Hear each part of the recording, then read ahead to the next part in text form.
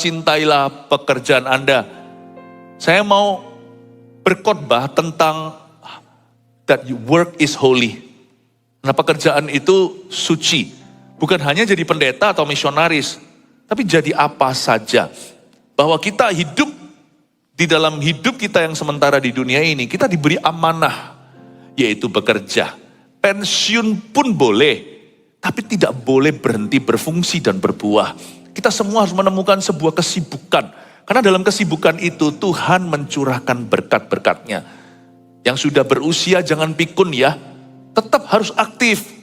Hidup gak boleh pasif. Pasif itu musuh terbesar kita. Bahkan musuh terbesar bukan setan. Karena kalau setan mengganggu kita, kita biasanya aktif berdoa.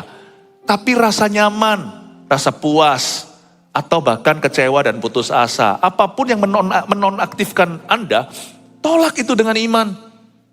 Kerja itu dari Allah. Jangan kita mengeluh kerja kita berat. Semua pekerjaan pasti berat. Kecuali kalau kerjaan kita, ya gitu-gitu aja. Kalau kita mau maju, pasti banyak tantangan. Apapun sektornya, apapun jenis pekerjaan Anda. Mari kita lihat sekarang Rut pasal 2. Seharian ini saya akan cover dari Rut. Ini adalah seri pengajaran kitab Rut. Sekarang kita di pasal 2 ayat 1 sampai 8. Rut bertemu dengan Boas. Naomi itu mempunyai seorang sanak dari pihak suaminya, seorang yang kaya raya dari kaum Elimelek, namanya Boas. Maka Rut perempuan Moab itu berkata kepada Naomi, biarkanlah aku pergi ke ladang memungut bulir-bulir jelai di belakang orang yang murah hati kepadaku. Dan saud Naomi kepadanya, pergilah anakku. Pergilah ia, lalu sampai di ladang dan memungut jelai di belakang penyabit-penyabit. Kebetulan ia berada di tanah milik Boas yang berasal dari kaum Elimelek. Lalu datanglah Boas dari Bethlehem.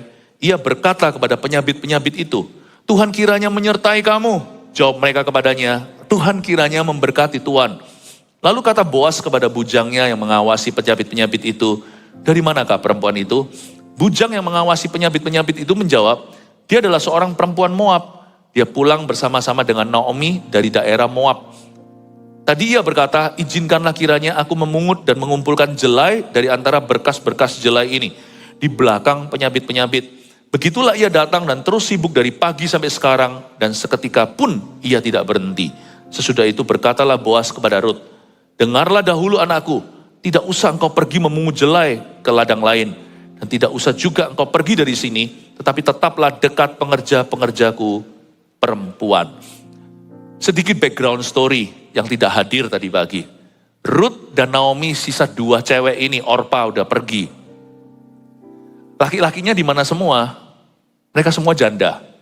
Laki-lakinya mati semua. Suami Naomi tukang lari dari masalah, bawa seluruh keluarga ke tanah Moab melawan kehendak Tuhan. Suami Naomi meninggal dunia di perantauan. Kedua putranya, Mahlon dan Kilion juga mati. Sisa mereka berdua, yang satu udah pergi.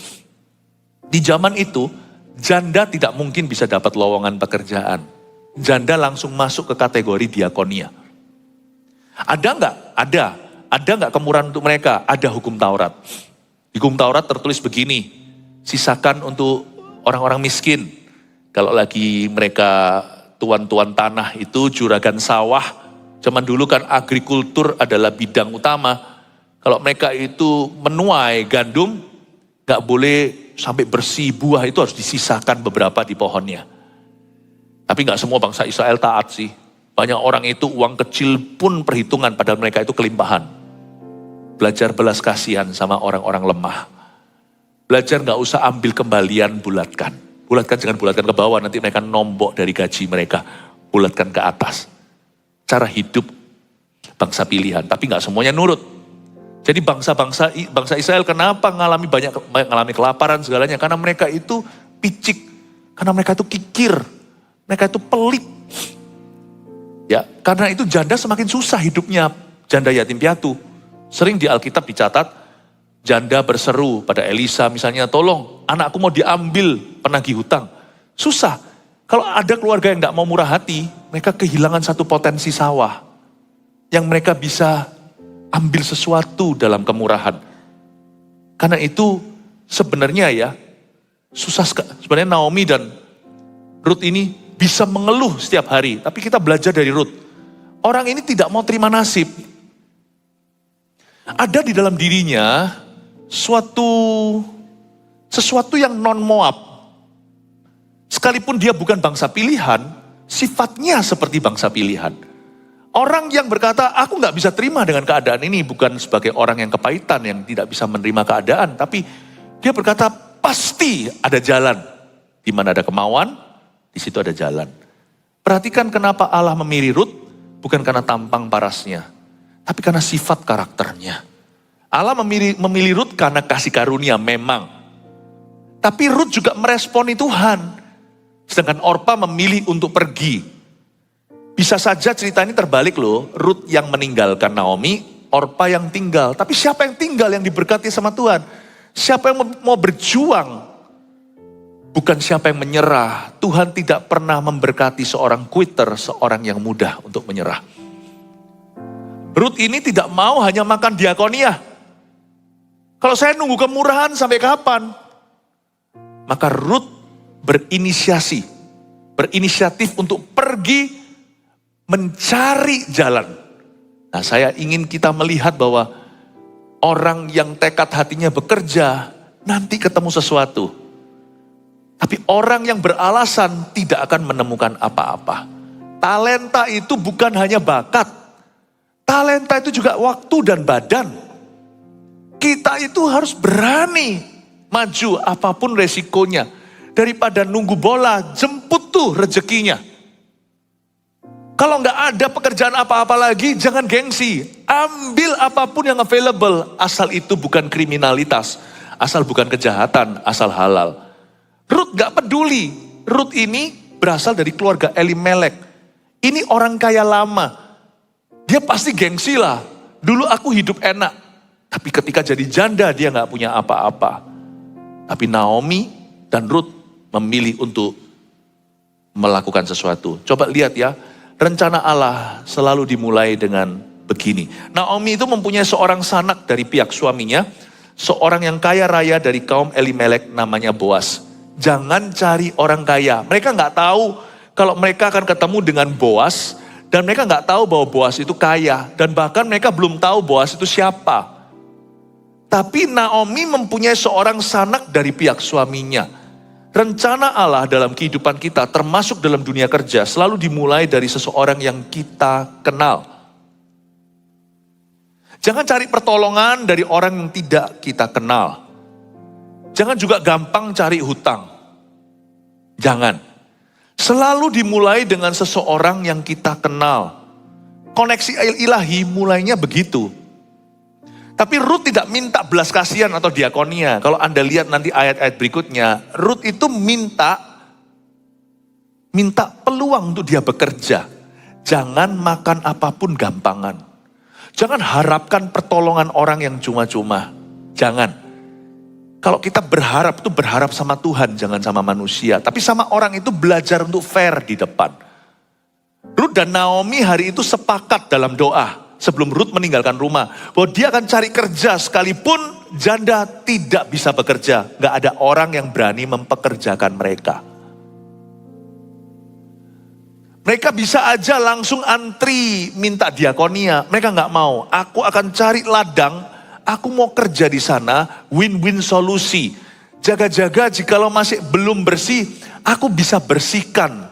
Kalau gak ada buah, aku bisa bersih-bersihkan rumput-rumput yang liar itu.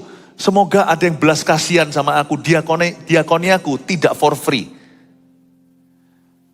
Aku mencari sesuatu yang bisa berguna untuk orang lain, semoga aku dapat imbalan. Luar biasa. Naomi itu mempunyai seorang sanak dari pihak suaminya. Ternyata orang kaya, namanya Boas. Rencana Tuhan selalu dimulai dari koneksi ilahi. Kalau Anda tidak kenal siapa-siapa, rencana ilahi juga bisa mulai dari kita. Jadilah pertolongan untuk orang lain dulu. Saya jadi ingat janda yang memberi makan Elisa. Tepung terakhirnya itu untuk dia makan dan putranya lalu meninggal dunia. Karena itu zaman kelaparan yang parah. Kalau saya tidak temukan siapa-siapa yang bisa tolong saya Saya biar jadi siapa-siapa yang bisa tolong seseorang dengan yang saya miliki. Tuhan gak pernah minta kita jadi berkat kepada orang lain dengan sesuatu yang kita belum punya. Tuhan selalu minta kita belajar sharing sama orang lain dari apa yang kita sudah miliki. Kalau kita gak melihat koneksi ilahi, jadilah koneksi ilahi bagi seseorang. Rencana Tuhan dan pertolongannya tidak jauh selalu dari situ permulaannya. Either someone you know, ada seseorang yang Anda tahu dan kenal, tiba-tiba terkonekkan. Lalu gimana caranya dari situ muncul pertolongan Tuhan? Atau Anda menolong seseorang dulu? Lihat ya, semua rencana Allah hari-hari ke depan selalu dimulai dengan skenario begitu. Jangan kita berharap pada sembarang orang. Selalu mulai dengan seseorang yang kita tahu. Karena itu jangan remehkan siapa-siapa dalam hidupmu. Jangan berangan-angan nanti suatu hari kerjaanku bagaimana. Kerjaan hari ini itu loh divine koneksi. Itu koneksi ilahi. Klien Anda, customer Anda, supplier, kongsian. Selalu dimulai dengan seseorang yang Anda kenal. Dan Anda tidak pernah tahu di antara mereka nanti yang mana yang akan menolongmu. Jangan tebang pilih. Perlakukan semua orang seperti Yesus Kristus. Apapun yang kau lakukan, lakukan untuk aku, kata Tuhan. Naomi mempunyai seorang sanak dari pihak suaminya. Di ayat 1 masih belum bertemu mereka. Semua masih misteri. Tapi hari itu niat hati kedua wanita janda ini adalah, aku mau keluar, bekerja dan berguna bagi seseorang. Ayat 2, maka Rut perempuan Moab itu berkata kepada Naomi, biarkanlah aku pergi ke ladang memungut bulir-bulir jelai di belakang orang yang murah hati kepadaku. Rut bilang gini, Mama, boleh gak aku keluar sana antri diakonia? Tidak. Rut berkata, Mama, biarkan aku pergi ke ladang memungut bulir-bulir jelai. Pokoknya kerja dulu. Pokoknya kerja dulu. Kerjakan apa yang tangan Anda temukan untuk dikerjakan. Pokoknya kerja dulu. Mama, biarkan aku pergi ke ladang memungut bulir-bulir jelai. Satu-satunya lowongan yang available yaitu. Karena zaman itu sebagai janda, gak ada pekerjaan office atau apa. Dia bisa bantu memungut bulir jelai yang jatuh. Semoga membantu ladang seseorang agar bersih. Tempat itu harus clear untuk ditabur bagi panen berikutnya.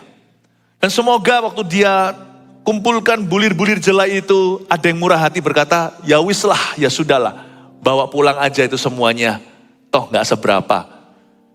Rut siap dibayar berapapun asal dia bekerja. Dia gak pilih-pilih. Bahkan dia berkata, di belakang orang yang murah hati. Jangan cerewet. Jangan cerewet. Pokoknya yang ada, aku mau. Ini bukan murahan. Ini orang yang bertekad. Ini orang yang mau produktif. Orang yang tidak rela menganggur. Orang yang sadar bahwa pengangguran itu biasanya sumber masalah. Dalam bahasa Inggrisnya idle, IDLE, itu artinya orang yang tidak produktif, tidak berbuat apa-apa. Biasanya disitulah muncul gosiper. Disitulah muncul segala macam penyakit. Ruth tahu, aku gak mau nganggur. Mama, izinkan aku keluar rumah. Aku cari ladang untuk memungut bulir jelai di belakang orang yang murah hati kepada aku. Aku gak pilih sawah. Pokoknya sawah pertama yang kulihat aku masukin. Asal aku gak diusir loh ya. Asal mereka sadar bahwa aku ini niat bekerja, kalau aku dikasih kesempatan, aku pasti akan memaksimalkan. Pokoknya ladang manapun yang terbuka, aku masuk ke situ. Aku niat bekerja. Kerja dulu Bapak Ibu Saudara, hari-hari ke depan. Pelayanan juga jangan pilih-pilih. Misalkan kalau Anda Servolution di sini, lalu ada audisi. Maunya semuanya praise and worship contohnya. Tapi suaranya apa boleh buat. Kuncinya bukan kunci A, bukan kunci G, bukan kunci C, tapi kunci stang waktu menyanyi. Kalau nanti dari pihak gereja berkata, saya rasa Anda lebih cocok di sini. Jangan marah, jangan kecewa. Mama, izinkan aku pokoknya memungut bulir di ladang. Di belakang orang yang murah hatinya, aku gak peduli siapa atau apa. Pokoknya kalau ada lowongan, aku akan layani. Aku akan bekerja tanpa tebang pilih. Aku gak mau punya sifat yang cerewet. Berkat itu gak bisa luas di hati orang yang rewel. Jangan rewel, jangan cerewet, jangan pilih-pilih. Dan saut Naomi kepadanya, pergilah anakku. Naomi ini juga bagus. Kalau dia punya roh yatim piatu ya. Kalau dia punya roh janda. Kalau dia itu mengasihani dirinya sendiri. Kayaknya Naomi bangkit. Kalau Anda baca di pasal pertama, dia mengeluhkan, Tuhan sudah meninggalkan aku dan keluargaku. Tapi di pasal kedua, Naomi beda. Dia berkata, pergilah anakku. Kata-kata itu sangat tegas. Go my daughter, pergi. Ini pasti menjadi booster di dalam hati seorang Ruth. Ruth pasti takut. Janda di luar sana gak aman. Janda itu gak ada perlindungan. Jangan lupa loh, mereka ini di zaman hakim-hakim. Ruth ini tinggal di zaman hakim-hakim. Orang seenaknya, gak ada pemerintah yang takut akan Allah. Tidak ada perlindungan sosial, tidak ada keadilan. Kalau dia di luar sana diculik gimana? Kalau ada orang yang zolimi dia gimana? Gak ada yang bantu dia. Ruth bisa takut, tapi dia memilih, aku gak boleh di rumah terus. Aku kalau di rumah, pasti mati. Aku harus keluar. Gak ada alasan pandemi, apa segalanya. Produktif, berbuah, lakukan sesuatu untuk Tuhan. Bersama dengan Tuhan. Ruth ini belum kenal Tuhan gimana, tapi di pasal pertama dia buat komitmen sama Tuhan Yesus di perjanjian lama. Dia berkata sama Naomi. Naomi ini orang Israel. Ruth ini orang Moab. Kedua menantu Naomi dan Elimelek yang mati, dua-dua orang Moab. Tapi Ruth ini saya mengagumi hatinya. Dia berkata, Allahmu adalah Allahku. Umatmu adalah umatku. Aku tidak akan tinggalkan kamu, Mama. Ruth ini buat komitmen sama Tuhan. Orang yang komitmen sama Tuhan pasti komitmen untuk bekerja. Gak mungkin ada orang yang komitmen sama Tuhan, hatinya itu nyaman menganggur. Gak mungkin ada orang yang komitmen sama Kristus lalu dia bisa tidak pelayanan.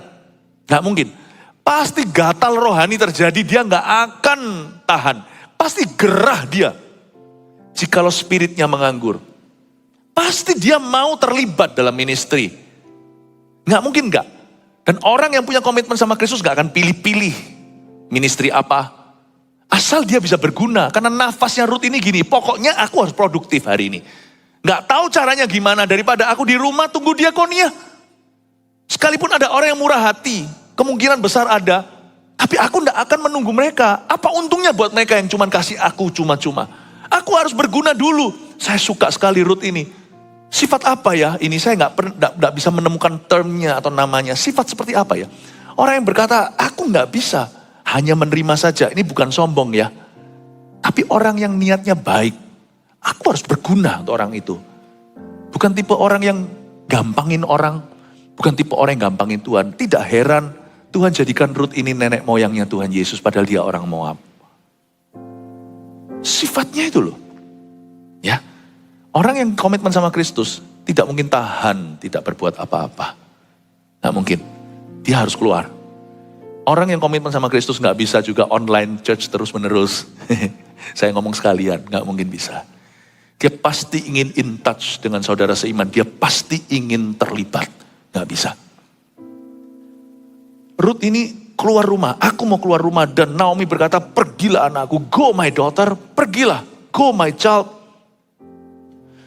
Dan Ruth meminta restu dari Naomi. Restui aku. Minta restu keluarga. Sekalipun yang kerja papa. Jikalau Anda yang kerja sendirian, istri ibu rumah tangga. Jangan lupa ya. Dunia pekerjaan Anda itu harus bersama dengan keluarga. Sekalipun ke kantor sendiri, minta restu. Bangun mesbah keluarga. Perlu setiap hari sebelum kita ke kantor itu ada satu kalimat di hati kita. Pergilah papa, kami mendukungmu. Pergilah suami, mendukungmu. Istri juga sama, minta restu. Jangan kerja sendiri-sendiri. Pekerjaan tidak boleh membuat kita jauh dari family. Pekerjaan justru menjadikan kita lebih erat dan lebih dekat. Saya sebagai pengkhotbah juga, sebelum saya berkhotbah KKR atau hari Minggu gini, anak saya berebut untuk doakan saya loh.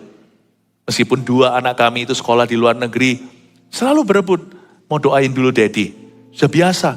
Saya berkhotbah aja sebagai pendeta, saya butuh restu daripada keluarga saya. Mintalah restu keluargamu. Gak berarti setiap kali sebelum ke office sungguhan secara harafiah minta didoakan, ya enggak.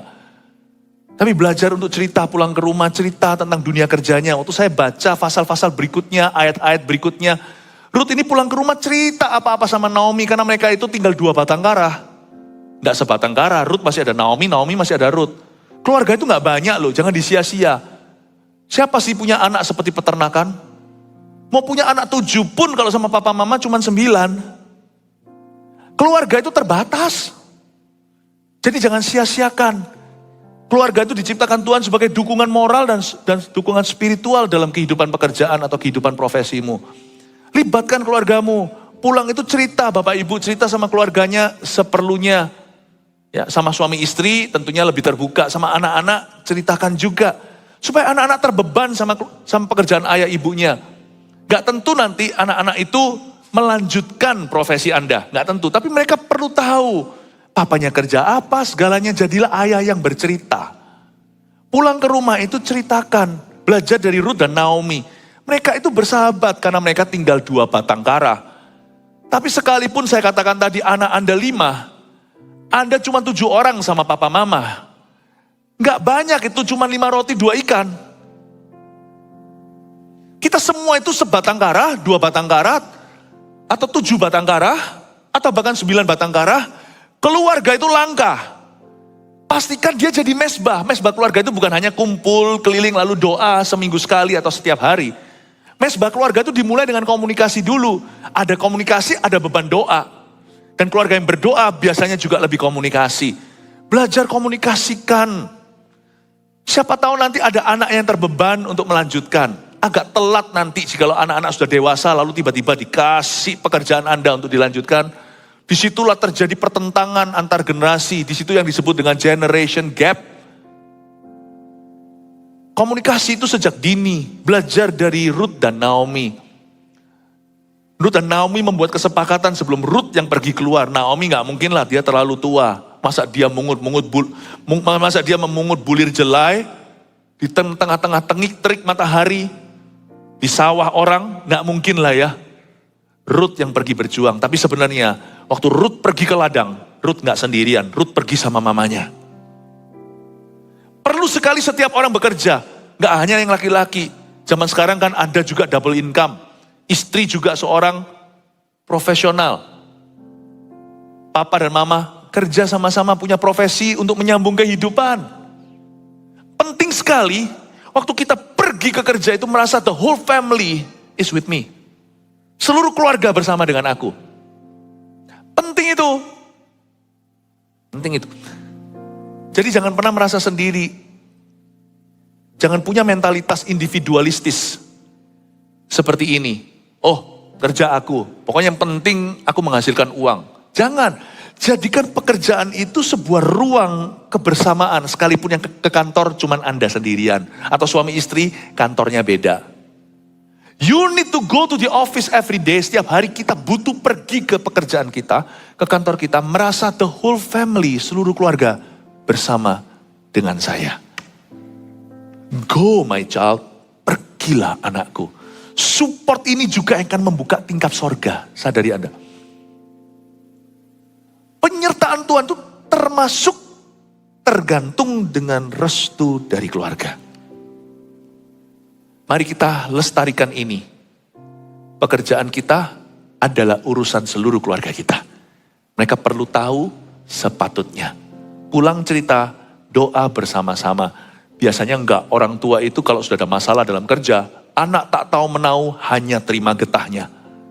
Pulang kita bete, kita bad mood lalu marah-marah. Bahkan anak dipukul, kekerasan dalam rumah tangga. Gak fair kan, mereka gak pernah diceritai, tapi cuma dibagikan stresnya. Siapa tahu tali 3 lembar susah diputuskan. Siapa tahu kalau ada cerita, waktu berdoa terjadi mujizat Allah. Tapi kan mereka gak tahu apa-apa Pastor Philip. Nah harus tahu apa-apa. Nah harus. Mentalitas itu harus pergi, harus dipatahkan. Keluarga aku kan gak tahu pekerjaanku. Mereka gak tahu pekerjaan Anda, tapi mereka mengenal Anda. Mereka mengenal Anda. Amin Bapak Ibu Saudara. Kenalilah bahwa panggilan pekerjaan Anda itu adalah panggilan keluargamu. Kalau enggak nanti harta yang didapat juga mereka nggak ngerti. Disitulah muncul anak-anak manja atau anak-anak rusak. Kebetulan papanya berhasil, anak kadang-kadang cuma dapat getahnya. Tapi kadang-kadang anak cuma dapat kayanya. Nah itu juga nggak baik. Mereka nggak ngerti perjuangan ayah ibunya. Makanya itulah yang kita lihat di banyak keluarga yang musibah. Papa mamanya kerja sungguh-sungguh, anaknya tinggal foya-foya atau masuk dalam masalah, bahkan kena jerat hukum. Jangan. Mari kita tangkap dulu lewat pesan Tuhan hari ini bahwa your work is your family's calling. Pekerjaan Anda adalah panggilan keluarga Anda. Makanya kalau dalam pekerjaan saya mau korupsi misalnya nih, saya nggak boleh. Nggak boleh. Karena saya mempertaruhkan seluruh keluarga saya. Nggak boleh. Nggak boleh kita halalkan segala cara. Sebab uang bukanlah target utama kita dalam bekerja. Target kita utama dalam bekerja adalah menyenangkan hati Tuhan bersama dengan keluarga. Uang itu imbalan, bonusnya itu pun harus Anda kelola bersama dengan keluarga. Jadi kalau kita mau berbuat salah di kantor kita atau di pekerjaan kita, remember your family. Ingatlah keluargamu. Amin Bapak Ibu Saudara. Ini sebuah konsep yang menurut saya baru.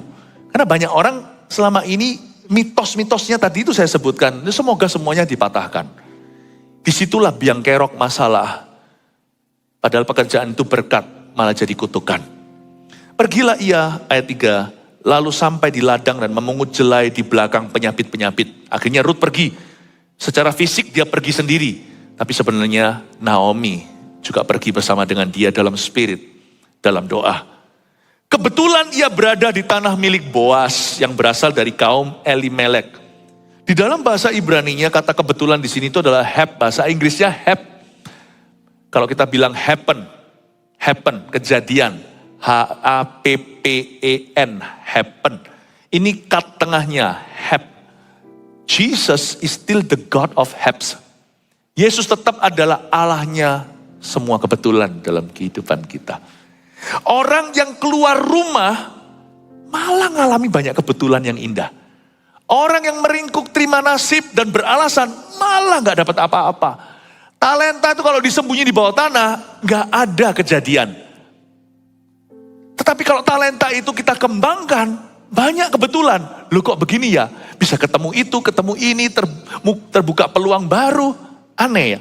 Dan anehnya the God of Hap atau Allah kebetulan ini tidak muncul langsung di episode ke-1.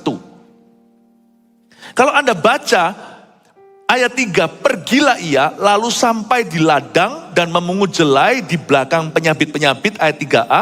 Berarti Ruth sudah halfway, sudah setengah jalan alias setengah hari memungut jelai. Tengah-tengah hari itu setelah misalkan dia kerja 6 jam, waktu itu baru dia ketemu Boas. Kebetulan dia berada di tanah milik Boas. Bapak Ibu Saudara, janganlah kita itu minta hokinya di depan. Seringkali Tuhan itu ingin lihat dulu tekad hati kita, setengah jalan baru ada banyak kebetulan. Yang namanya mujizat berkat itu menyusul seringkali datangnya. Makanya Mazmur 23 ayat terakhir dikatakan kebajikan kemurahan mengikuti kita. Kadang-kadang perlu waktu untuk menyusul di mana kita bekerja. Tapi Alkitab mengatakan the God of Hap, Allahnya semua kebetulan ini hanya muncul di dalam diri orang yang aktif bekerja. Dia hanya muncul di dalam diri orang yang imannya tidak mati. Iman tanpa perbuatan adalah mati. Halfway working, tengah-tengah jalan, tiba-tiba nanti dia ayat berikutnya ketemu Boas. Kalau Anda lihat ayat 4, lalu datanglah Boas. Dari Bethlehem, ia berkata kepada penyapit-penyapit itu. Perhatikan ya, Boas datang tengah jalan. Dan waktu Boas ketemu sama orang-orang ini, ingat Boas ini orang yang hidup dalam berkat Allah. Boas ini adalah, dia mengerti dunia kerja. Kalau Ruth ini janda, dulu yang kerja itu, saya bisa bayangkan Ruth dulu itu hidupnya enak. Karena waktu Mahlon dan Kilion masih hidup, ini orang kaya lama Bethlehem. Ini Boas zaman dulu 10 tahun lalu. Tapi waktu mereka kembali ke negeri, mereka menjadi orang miskin baru. Sudah ada orang baru namanya Boas. Dan mereka nggak tahu itu sanak saudara. Dan dulu Ruth hidup enak. Paling cuman pedicure, manicure. Ya, begitu. Tapi sekarang dia harus kerja kan? Tapi Ruth percaya pada Tuhan. Tuhan yang di pasal pertama dia taruh komitmen kepadanya. Dia percaya kalau dia keluar rumah akan terjadi kebetulan. Kalau dia di rumah saja sudah pasti ada kepastian. Cepat atau lambat mereka akan mati, tidak berbuat apa-apa. Mereka akan sia-sia. Waktu Ruth mulai kerja, dia nggak minta hoki atau rezeki, dia sungguh-sungguh hati. Dan Tuhan jemput dia tengah jalan. Lalu datanglah Boas, ayat 4. Jam berapa Boas datang? Nanti saya tunjukkan di ayat-ayat berikutnya. Boas tanya sama penyabit. Waktu ayat 5. Lalu kata Boas kepada bujangnya, yang mengawasi penyabit itu, dari manakah perempuan itu? Bujang yang mengawasi penyabit itu menjawab, dia adalah seorang perempuan Moab. Dia pulang bersama dengan Naomi dari daerah Moab. Tadi ia berkata, izinkanlah kiranya aku memungut dan mengumpulkan jelai dari antara berkas-berkas jelai ini di belakang penyabit. Begitulah ia datang dan terus sibuk dari pagi sampai sekarang. Dan seketika pun ia tidak berhenti. Saya nggak ngerti di ayat 7b ini, begitulah ia datang dan terus sibuk dari pagi sampai sekarang. Sampai sekarang itu sampai jam berapa? Tapi kalau sampai penyabit itu, bujang yang mengawasi penyabit itu bisa mengagumi kegigihannya, pasti bukan 1-2 jam.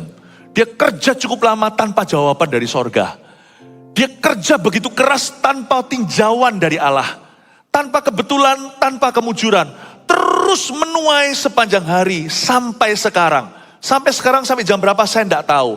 Tetapi sampai mandor-mandor Boas berkata, ini perempuan gigih luar biasa. Baru dia memperoleh perhatian Boas. Jangan jadi orang itu gampangan. Baru berdoa sebentar, mujizatnya mana, lalu kecewa. Baru ketuk pintu, tok, belum 3 kali lo berdoa. Baru tok sekali. Kita ketok pintu sorga itu sekali kalau ketok pintu di dunia, tapi sekali ketok pintu sorga itu tak terasa, 1 jam doa berlalu.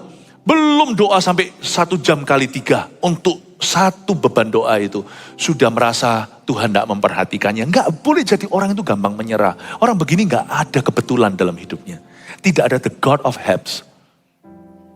Tidak akan ada kebajikan dan kemurahan, itu nggak ada. Nggak ada. Dan Ruth itu menunggu sampai seharian penuh. Matanya tertuju kepada pekerjaannya. Matanya itu tidak berangan-angan bermimpi di siang hari bolong. Berangan-angan berfantasi. No, Ruth memfokuskan pandangan matanya kepada apa yang tangannya temukan untuk dikerjakan persis di depan. Kalau hatinya jangan tanyalah. Hatinya di pasal pertama udah komitmen sama Tuhan. Kalau kita sudah komitmen sama Tuhan, mata kita itu jangan ke sorga begini kalau kerja. Mata kita itu ke kerjaan. Nanti kita akan dikejutkan oleh Tuhan tengah jalan. Tiba-tiba, the God of helps. Allah kebetulan itu muncul aja. Tak diundang, keluar. Kok bisa gini, kok bisa gitu? Bertahun-tahun kemudian kita menoleh ke belakang dan berkata, wow itu Tuhan itu. Di kilometer ini Tuhan, ini Tuhan, ini Tuhan. Mata itu jangan tertuju ke sorga. Tertuju ke kerjaan kita. Fokus konsentrasi. Kalau kita main tenis dalam sebuah turnamen, Wimbledon contohnya apalagi yang begitu, mata peduli amat scoreboardnya. Pokoknya ada bola smash, backhand, kejar. Kejar selama kakimu masih bisa mengejar, belum patah, kejar sampai ujung-ujungnya. Mau di kiri, kanan, dikocak, kejar terus tuh bola, jangan sampai luput dari pukulan Anda. Peduli amat scoreboardnya, tiba-tiba tahu sudah champion aja. Ini yang membuat orang Kristen tidak gigih bekerja, karena orang Kristen itu salah tafsir kasih karunia. Kita ini dalam kerajaan grace atau kasih karunia, sedangkan agama lain dari kerajaan karma. Sana kalau nggak bagus nanti lahir jadi kucing. Kalau di situ orang jahat nanti lahirnya jadi ulat. Jadi mereka ketakutan kalau kita diampuni selalu. Tapi salah, kasih karunia tidak membuat kita malas. Orang yang terima kasih karunia akan rajin. Paulus berkata begini, kasih karunialah yang bekerja di dalam aku sehingga aku, dia berkata gini bukan membual ya, karena itu fakta. Aku bekerja lebih keras dari semua rasul yang lain, termasuk Petrus, termasuk Kefas. Aku bekerja harder, lebih dari mereka. Kasih karunia tidak membuat kita malas. By produknya salah itu. Kalau kita tahu kita diampuni, kalau kita tahu kita sudah ada di depan, kita lari lebih melaju. Di sini kesalahan banyak orang Kristen. Karena mereka matanya tertuju ke atas sana. Tidak konsentrasi. Sedangkan orang dunia tahu hidup mati mereka tergantung performa mereka. Gak ada Tuhan. Aku kalau gagal ya gagal aku. Saya selalu mengucapkan pepatah ini. Kalau doalah seolah-olah Anda tidak bekerja. Doamu lah yang memberimu makan. Kalau kerja, kerjalah seolah-olah tidak ada Tuhan. Saya ngomong begini bukan berarti kontroversi. Ini bukan berarti kita menjadi orang yang pura-pura beriman. Tidak.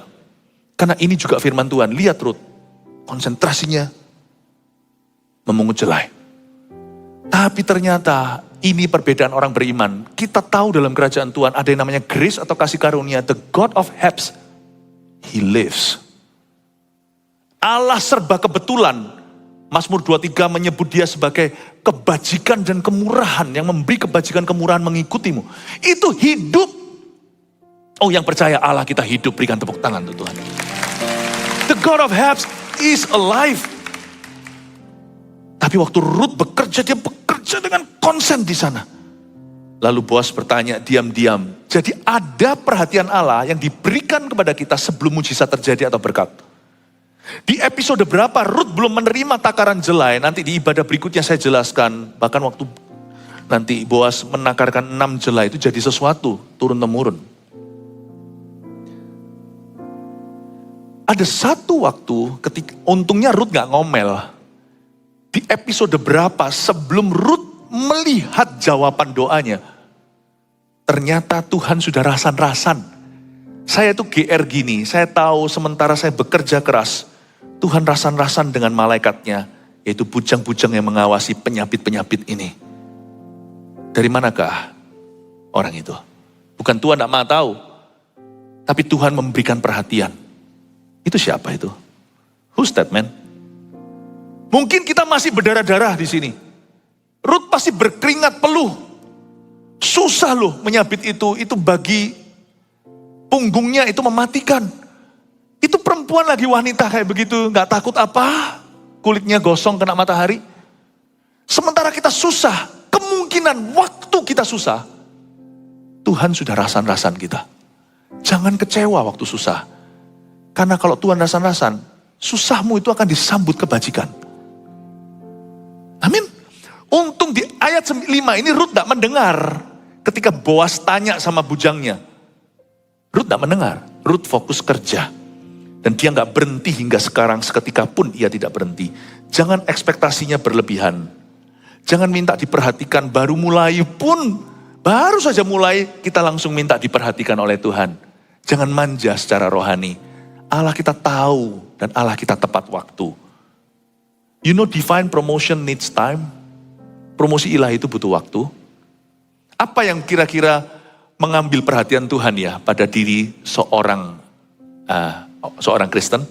Kesabaran, kerajinan, ketekunan, kegigihan, kesetiaan. Itu ternyata mencuri perhatian Tuhan seperti Ruth mencuri perhatian Boaz. Sadarkah Anda Tuhan yang berkata barang siapa setia dalam perkara sederhana, dia diberikan perkara yang lebih besar dan lebih rumit lagi. Kata barang siapa setia di situ tuh perlu waktu. Setia tidak bisa dibuktikan sekarang. Itulah sebabnya waktu saya baca ayat ini saya menemukan satu nilai yang harus orang Kristen punya lebih. Lebih dari orang dunia, kita mesti lebih tekun. Kita mesti sabar. Orang Kristen gak boleh gampang kecewa. Kita juga harus setia. Hal-hal inilah yang membuat kita itu diperhatikan oleh Boaz sorga. Bapak Ibu Saudara, saya punya satu firasat waktu berdoa. Nanti tahun-tahun ke depan ya, saya nggak tahu bagaimana Tuhan akan genapi. Tapi saya yakin, bahkan Anda jangan ada orang di sini yang meremehkan pekerjaanku kecil. Atau profesiku ya begini-begini, jangan. Setia saja. Indonesia ini belum diberkati secara maksimal oleh Tuhan. Akan datang harinya, di saat pergeseran hebat. Nanti juga Anda akan lihat, tidak menutup kemungkinan ya, diuji dulu, saya juga nggak tahu pasti, cuman ini hasil doa, saya kasih bocoran dulu. Nanti di kota-kota kecil yang disebut orang daerah, bisa ada apa sih di sana? Akan muncul pabrik-pabrik besar, perusahaan-perusahaan internasional, nanti akan ditaruh di sana, di kota-kota itu. Berkatmu itu belum seberapa. Mungkin Anda cuma punya satu tempat kecil, tempat makanan, tapi kalau Anda setia, nanti Anda harus memperlebar. Karena sekarang Indonesia belum diberkati seperti apa. Tapi saya tahu hari-hari ke depan, Indonesia akan dilirik oleh bangsa-bangsa. Banyak investor dari luar negeri akan datang. Bahan-bahan mentah itu di kita semua. Teknologi tidak bisa jalan tanpa Indonesia. Listen, jangan pernah mengecilkan dirimu. Aku ini siapa, aku tahu apa. Persiapkan dirimu, anak-anak muda belajar bahasa. Belajar sungguh-sungguh, cintai masa depanmu. Jangan kayak share-share whatever will be. Just because hanya karena Anda sudah kenal kasih karunia. Justru kasih karunia membuatmu bijaksana tahu. Aku gak boleh tinggal diam. Kasih karunia itu membuat kita tahu dulu. Buat apa kita punya Roh Kudus kalau kita gak punya bocorannya? Buat apa kita punya Roh Allah? Buat apa berdoa kalau kita gak bisa mengintip ke masa depan sekalipun kita gak tahu pastinya? Anak-anak Tuhan harus lebih tahu masa depan.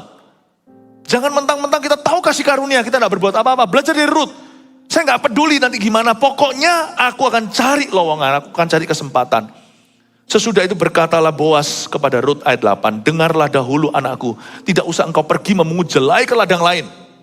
Dan tidak usah juga engkau pergi dari sini. Tetapi tetaplah dekat pengerja-pengerjaku perempuan. Ayat 8 ini ayatnya Boas fall in love dengan Ruth dan sebagainya. Belum jadi, mau tahu nggak? Boas sama Ruth itu fall in love-nya lucu. Dia bukan jatuh cintanya dengan tampang, karena Ruth bukan tercantik. Alkitab tidak menyebut. Alkitab menyebut hanya beberapa wanita yang sangat cantik dan elok rupanya. Di antaranya Sarah dan yang lainnya. Tetapi Ruth ini tidak elok rupanya. Dan tentunya dia sudah lebih berusia lah ya. Boas juga sudah tua. Dengarlah dahulu anakku, berarti Boas itu jauh lebih tua lagi. Sampai menyebut dia anak kan, jauh lebih tua. Tidak usah engkau pergi memungut jelai ke ladang lain, dan tidak usah juga engkau pergi dari sini. Apa yang membuat mereka jatuh cinta? Saya tertarik sekali ayat 8 ini. Mereka punya topik sama, yaitu soal kerja. Kenapa cinta luntur di dalam pernikahan anak-anak Tuhan? Karena ketika sudah tidak produktif, gak ada yang mau diomongin lagi. Makanya orang kalau mau pacaran itu bukan cuma umur berapa, anak baru gede langsung pacaran gandengan. Itu mau ngomong apa emangnya? Mau ngomong soal K-drama, drakor. Pacaran itu baru berbumbu. Ketika mencapai satu usia, ketika dia punya tanggung jawab. Jadi kita ngobrolnya itu bisa sesuatu bersama tentang tanggung jawab kita. Itu baru nyantol, itu baru connect. Apa yang membuat pernikahan makin indah? Makin indah. Adalah karena mereka share satu dunia. Atau mungkin dunianya beda tapi share hati untuk membangun bersama. Pernikahan itu tidak diizinkan Tuhan untuk nganggur secara mental, secara rohani, secara moral. Pernikahan itu menjadi lebih madu sorgawinya diperbaharui karena kalau dulu bicaranya itu, sekarang semakin lama mereka menikah, semakin banyak yang dibicarakan. Ternyata kerja itu indah bagi pernikahan. Itu membuat mereka jauh lebih bonding. Lebih bonding lagi. Itulah sebabnya, misalkan seorang laki-laki yang kaya raya, misalnya ceritanya, atau punya segalanya. Lalu kalau dapat istri trofi, yang hanya cantik tapi Barbie. Ya, yang cantik tapi Barbie. Pak, maksud saya bukan anti kecantikan, tapi nggak ada yang bicarakan lagi. Lihat ya, secantik apapun istrinya, sang suami akan kecantol dengan orang yang bisa nyantol sama dia, yang bisa connect nanti di dunia kerjanya. Disitulah banyak perselingkuhan terjadi. Istri dipelihara. Jadi kebalik nih, istri sah jadi simpanan. Istri muda jadi lawan bicaranya. Ngeri kan? Itulah sebabnya pernikahan itu bukan karena paras saja. Harus ada chemistry-nya. Tetapi karena mereka ada sesuatu yang mereka bincangkan. Sesuatu yang bonding yang mengikat mereka. Bahkan kalau pasangan sudah tua pun dan sudah selesai, mereka masih ada yang bicarakan, yaitu cucu, anak, bicarakan ini, itu. Dan jangan putus pelayanan, karena pelayanan itu membuat satu keluarga itu bisa bangga berkata seperti Yosua, as for me and my house, aku dan keluargaku, we will serve the Lord. Saya paling bangga melihat di jemaat ini kalau papanya CGL, anaknya CGL. Tapi papanya CGL di CG umum, di Connect Group atau Cell Group umum, anaknya CGL di AOG, di youth atau teen kita. Oh, itu ada sesuatu yang lebih dari keluarga itu, lebih susah untuk dipatahkan. Kalau saya lihat di sini, ayat 8 ini, disinilah Ruth dan Boas ngomong soal kerjaan. Dan mereka ketemu. Luar biasa. Dan akhirnya yang mereka tuai adalah hubungan yang mapan. Saya kasih 3 poin ini lalu selesai. Cintailah pekerjaan Anda, sebuah pesan Tuhan. 1, tuliskan, pokoknya kerjakan dulu apa yang ada dan jangan cerewet. Ini termasuk pelayanan. Kerjakan apa yang ada. Jangan cerewet. Jangan pikirannya ke paycheck. Paycheck itu nanti. Ya itu penting, tapi bukan itu segala sesuatu. 2, banyak kebetulan yang terjadi dalam hidup orang yang aktif bekerja, termasuk orang yang aktif melayani.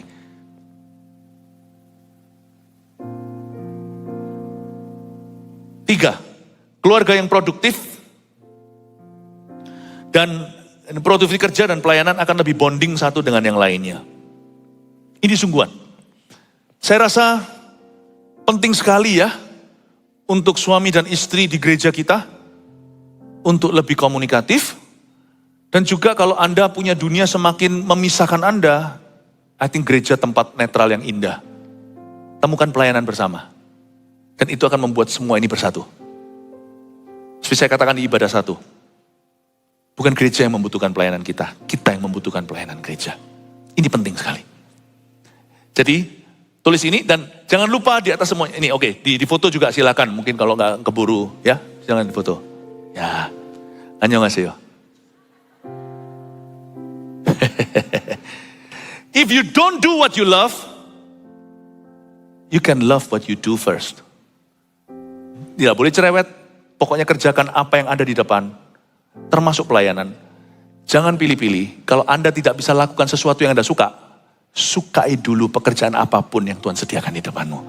Karena hati yang gembira membawa berkat. Semoga pekerjaan Anda semakin diberkati, lebih daripada paycheck. Semoga keluarga Anda semakin utuh. Haleluya, mari kita semua bangkit berdiri.